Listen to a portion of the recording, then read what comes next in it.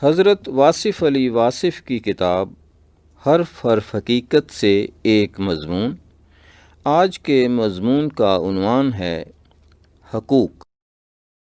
کسی انسان کا کسی انسان پر یا سماج پر یا ملک و قوم پر کتنا حق ہے، اس کے لیے کوئی قانون نہ بھی ہو تب بھی اندازہ لگایا جا سکتا ہے۔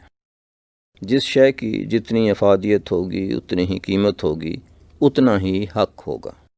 حقوق کا تعین، حقوق کا احترام اور حقوق کی ادائیگی کو توازن کہتے ہیں۔ حقوق کی حفاظت میزان ہے۔ حقوق کا لحاظ کرنے والا معاشرہ ایک متوازن اور فلاحی معاشرہ کہلاتا ہے۔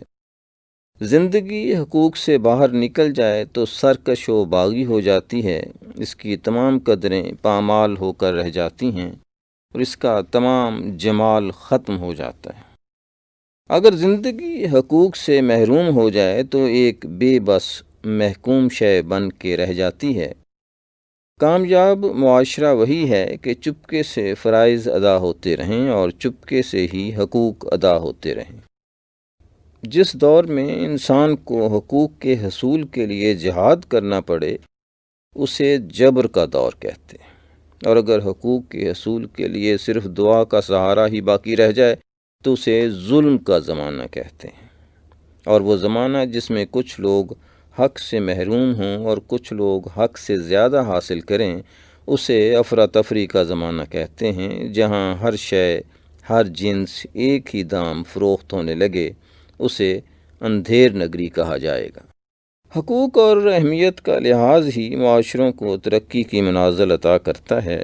ایک دوسرے کے حقوق کے احترام سے ہی سماج میں قیام پیدا ہوتا ہے۔ دوسروں کے حقوق کا احترام کیے بغیر اگر ان پر اختیار جتایا جائے تو ممکن ہے کچھ عرصے کے بعد جتانے کے لیے اختیار ہی نہ رہے۔ حقوق کی ادائیگی محبت پیدا کرتی ہے اور حقوق کی پامالی نفرت۔ محبت اطاعت پیدا کرتی ہے اور نفرت بغاوت۔ طاقتور حقوق ادا کرتا رہے تو طاقتور ہی رہے گا، حقوق نہ ادا کرنے والا ظالم کہلائے گا اور ظالم سے طاقت چھن جائے گی۔ یہ قدرت کا اصول ہے۔ انسان پر ایک زندگی میں کئی حقوق واجب الادا ہیں، تفصیل بیان کرنا ناممکن ہے۔ سب سے زیادہ اہم 3 قسم کے حقوق ہیں، یعنی سماج کے حقوق، اپنی ذات کے حقوق اور اپنے خالق کے حقوق۔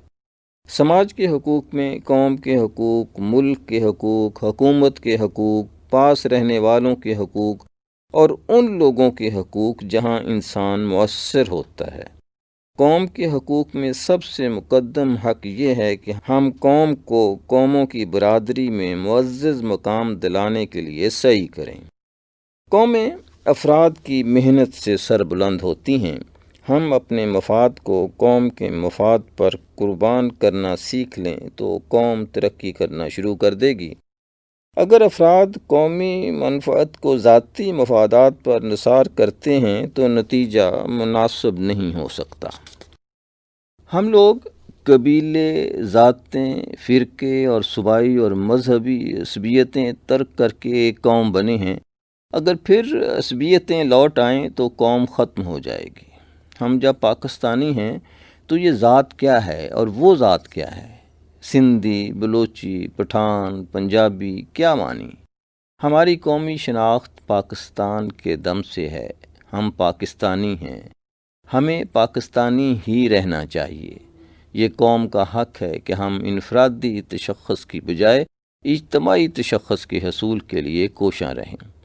ہم پر ملک کے حقوق ادا کرنا ضروری ہے۔ ہم وطن پرست رہیں، ہم مفاد وطن عزیز رکھیں، ہم وطن کی آبرو پر آنچ نہ آنے دیں، ہم ملکی وحدت اور سلامتی کا خیال رکھیں۔ ہم سب ملک کے محافظ ہیں، ہم ہی ملک کا سرمایہ ہیں۔ ملک نے ہمیں ایک قوم بنایا، ایک وحدت بنایا۔ اس ملک کے حصول کے لیے بڑا خون قربان کیا گیا، بڑے کٹھن مراحل سے قافلہ گزرا ہے، بڑے مشکل زمانے آئے ہیں اس قوم پر، بڑے طوفانوں سے گزرا ہے ہمارا ملک۔ ہمارے چھوٹے سے سفر میں ایک بڑا سا حادثہ بھی رونما ہو چکا ہے، ابھی ہم اپنے ملک کے حقوق کا مکمل خیال نہیں رکھتے۔ چھین جانے کے بعد بہشت کی قدر ہوتی ہے، کہیں خدا نخواستہ یہ ملک ہمیں نامنظور نہ کر دے۔ ابھی وقت ہے، ملک کے حقوق ادا کرنا ضروری ہے۔ ہمیں گھر کی بات گھر تک رکھنا چاہیے۔ ہم اس ملک کے امین ہیں، یہ ملک ہمارا محافظ ہے۔ ملک سلامت ہے تو ہم سلامت ہیں، یہ نہیں تو ہم کہاں۔ ملک کی زندگی میں ہر شخص کو شامل کیا جائے، ہر شخص کی زندگی میں ملک کو شامل کیا جائے۔ حقوق ادا ہو جائیں گے۔ ہمارے ذاتی اختلافات ملک کو نقصان پہنچا رہے ہیں۔ ہماری ذاتی انا ملک کے مفاد میں نہیں۔ ملک حکومتوں کی ذمہ داری ہوتے ہیں، لیکن عوام کے بغیر صرف جغرافیہ ہی تو ہے، صرف مٹی۔ حکومت اور عوام مل کر وطن کی تعمیر کریں تو ترقی ہوگی۔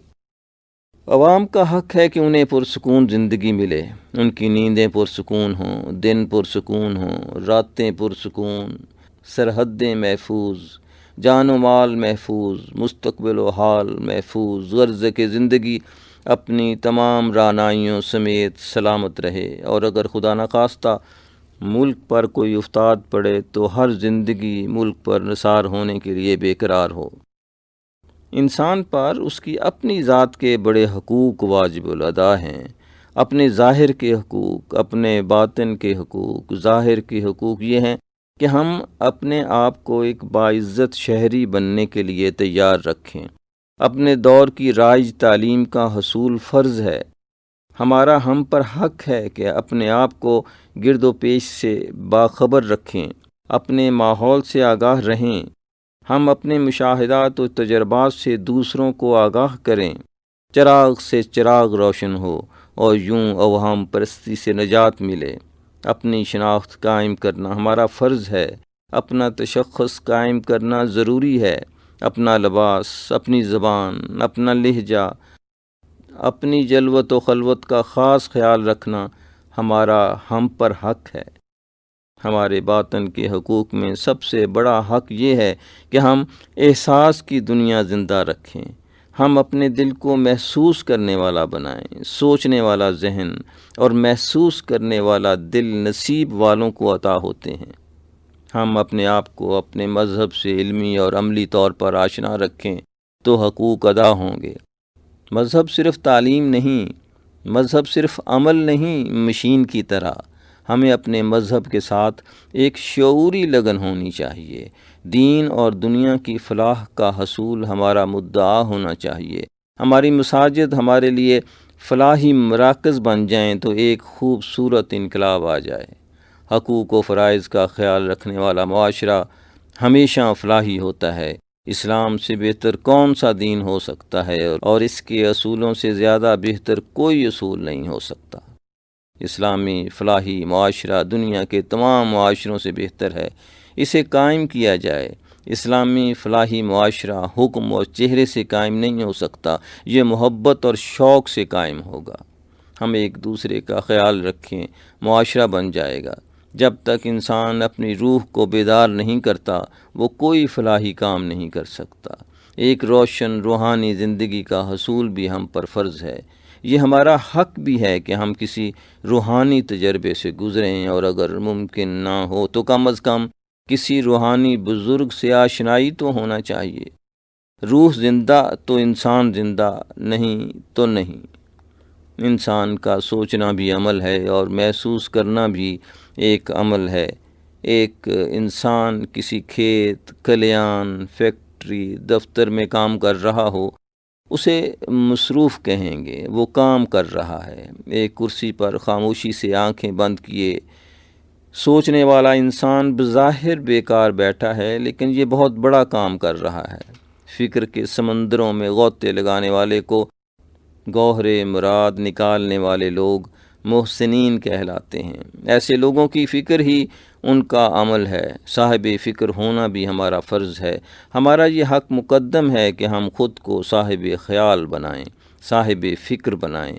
قوم کو نئی منزلوں سے آشنا کرانے والوں کا احترام سب پر فرض ہے۔ ان کا حق یہ ہے کہ ان کی حفاظت کی جائے، ان کا خیال رکھا جائے۔ انسان پر سب سے اہم حق خدا کا ہے۔ زندگی دینے والا چاہتا ہے کہ زندگی اس کے بتائے ہوئے راستے پر چلائی جائے۔ وہ چاہتا ہے کہ اس کے محبوب کا راستہ ہی محبوب راستہ ہو۔ اللہ کریم انسانی زندگی کو اپنی طرف گامزن دیکھنا چاہتا ہے۔ وہ چاہتا ہے کہ انسان اس کی طرف رجوع رکھے، اس کی طرف سفر کرے، اس کی طرف گامزن رہے۔ خدا سے غافل رہنے والی زندگی حجابات میں کھو جاتی ہے۔ خالق کے خیال کو چھوڑ کر مخلوق کے خیال میں گم ہونے والا انسان دین اور دنیا کے خسارے میں رہتا ہے۔ اللہ ہمیں ایک ہمیشہ رہنے والی سرشاری کی طرف دعوت دیتا ہے۔ وہ چاہتا ہے کہ ہم اس عارضی زندگی کو ایسے اصولوں کے مطابق بسر کریں کہ ابدی حیات حاصل کر سکیں۔ وہ ہمیں حقیقی خوشی اور سرخوشی سے تعارف کراتا ہے۔ وہ اپنے محبوب صلی اللہ علیہ وسلم کی محبت سے نوازتا ہے۔ وہ ہمیں ایک کامیاب زندگی سے تعارف کراتا ہے۔ ہم پر فرض ہے کہ اس کی اطاعت کریں۔ یہ اس کا حق ہے، سب حقوق سے مقدم حق، یہ ہمیں ادا کرنا ہے۔ یہ ایک ایسی ادائیگی ہے جس میں کوئی معذوری، کوئی مجبوری آڑے نہیں آ سکتی۔ یہ وہ فرض ہے جس کے ادا نہ کر سکنے کا کوئی جواز معقول نہیں ہو سکتا۔ اللہ تعالیٰ نے مخلوق میں سے بھی لوگوں کے حقوق کی ادائیگی فرض کر دی ہے۔ مثلا اللہ نے فرمایا کہ ماں باپ کی اطاعت کرو، یہاں تک کہ ان کے آگے اف بھی نہ کہو، اور اگر والدین بڑھاپے میں پہنچ جائیں تو ان کے لیے اپنے بازو رحمت و شفقت کے بازو بنا دو، اور دعا کرو کہ اے اللہ میرے والدین پر ایسے رحم فرما جیسے انہوں نے بچپن میں مجھ پر رحم فرمایا۔ ماں باپ کی اطاعت حقوق العباد میں شامل ہے، لیکن حقوق العباد اللہ ہی کے مقرر کیے ہوئے ہیں، یعنی حقوق العباد بھی حقوق اللہ ہی ہیں۔ اللہ نے فرض کر رکھا ہے کہ لوگ اللہ کے محبوب صلی اللہ علیہ وسلم کی اطاعت کریں۔ حضور صلی اللہ علیہ وسلم کی آواز سے اونچی آواز تک نہ نکالیں۔ حضور صلی اللہ علیہ وسلم کے فرمان سے زیادہ معتبر کوئی بات نہیں ہو سکتی۔ حضور صلی اللہ علیہ وآلہ وسلم کے بتائے ہوئے راستے کے علاوہ کوئی بھی راہ اس قابل نہیں کہ اس پر چلا جائے۔ انسان اللہ کے بتائے ہوئے حقوق ادا کرتا چلا جائے تو فلاح یقینی ہے۔ رہا انسان کا اپنا حق اللہ پر، وہ تو انسان نے پیدا ہوتے ہی حاصل کر رکھا ہے۔